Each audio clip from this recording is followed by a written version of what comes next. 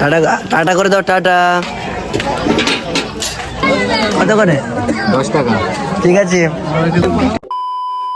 Hello guys, welcome to my new blog. আশা করছি তোমরা অনেক ভালো আছো। দাদার বিয়ের রিসেপশনে কেমন খেয়েছি এবং কেমন এনজয় করেছি সেটাই শেয়ার করবো এই ভিডিওতে। হ্যালো এভরিওয়ান, কেমন আছো তোমরা? আশা করছি তোমরা অনেক ভালো আছো। যেমনটা তোমরা দেখতেই পারছো যে এখন ডিজের যে স্টেজ হবে সেটা তৈরি করা চলছিল এবং সেটা পরে তৈরিও হয়ে গেছে। আর রাত্রিবেলা পুরো প্যান্ডেলটা কিরকম লাগছিল চলো তোমাদেরকে শেয়ার করি। 2 মাসের বেশি হয়ে গেল রিসেপশন, কিন্তু এখনো পর্যন্ত ভিডিওটা আপলোড করে উঠতে পারিনি। আসলে আমার গ্যালারির মধ্যে কোথায় হারিয়ে গিয়েছিল, ভিডিওটা দেখতে পাইনি, তারপর আবার দেখতে পেলাম, তাই ভাবলাম যে তোমার সাথে শেয়ার করে দিই। রিসেপশনের জায়গাটা তোমাদের কেমন লাগছে তোমরা কমেন্ট বক্সে লিখে জানাতে পারো। তো চলো একটু খাওয়া দাওয়া করা যাক। তার জন্য প্রথমেই চলে এসেছিলাম ফুচকা খেতে, যদিও 2-1টার বেশি ফুচকা আমি খাইনি। তো চলো ফুচকা খাওয়ার আগে একটা কফি নিয়ে নি, তারপর ফুচকা খাবো। চলো দাদাকে জিজ্ঞাসা করে কত টাকা করে দিচ্ছে কফি। কত করে? 10 টাকা। ঠিক আছে।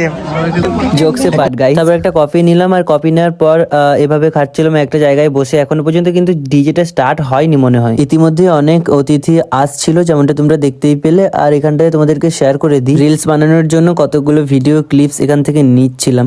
আর হ্যাঁ, তোমাদেরকে তো জিজ্ঞাসা করতেই ভুলে গেছি, রিসেপশনের দিন আমাকে কেমন লাগছিল তোমাদেরকে তো জিজ্ঞাসা করাই হলো না। কেমন লাগছিল তোমরা অবশ্যই কমেন্ট বক্সে লিখে জানিও। আর এখান থেকে কতগুলো ভিডিও ক্লিপস নিচ্ছিলাম, আর এই ভিডিওগুলো অলরেডি আমি ফেসবুক এবং ইউটিউব এবং ইনস্টাগ্রামে আপলোড করেই ফেলেছি, তোমরা হয়তো অনেকেই দেখেছো।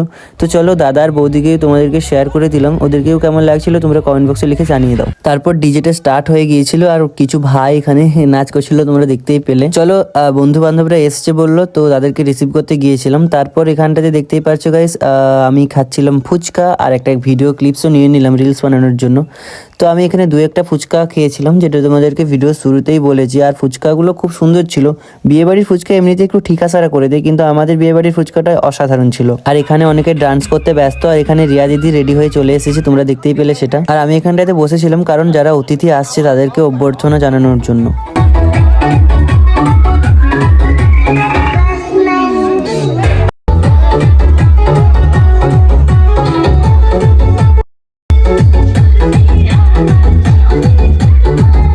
আমার যেহেতু বিয়ের দিন ঠান্ডা লেগে জ্বর এসে গিয়েছিল, তাই রিসেপশনের দিন বেশি কিছু খাইনি, শুধুমাত্র মাটন দিয়েই ভাত খেয়েছি। আর পোস্ত নিয়েছিলাম একটু, আর কি সব তরকারি নিয়েছিলাম। তো যাই হোক, আমার এক্সপ্রেশনটা দেখে তোমরা বুঝতেই পারছো যে জ্বর মুখে এইটুকুই আমার ভালো লাগছিল আর কি। আর আমাকে কেমন লাগছিল তোমরা কমেন্ট বক্সে লিখে জানালে না তো? আরে জানিয়ে দাও কেমন লাগছিল। ওফ, শুনলাম কন্যাযাত্রীরা এসেই পড়েছে, তাই তারা তাড়াহুড়ো করে ওখান থেকে বেরিয়ে গিয়েছিল, মানে খাবার প্যান্ডেল থেকে। তারপর এসে দেখলাম যে সবাই যাচ্ছিল ওদিকটাতে, আর ওই যে দূরে দেখতেই পাচ্ছ বাজি ফাটছে, ধোঁয়াটা উঠছে না ওখানটাতে। যাই হোক, আমি কিন্তু 2বার খেয়েছি গাইস।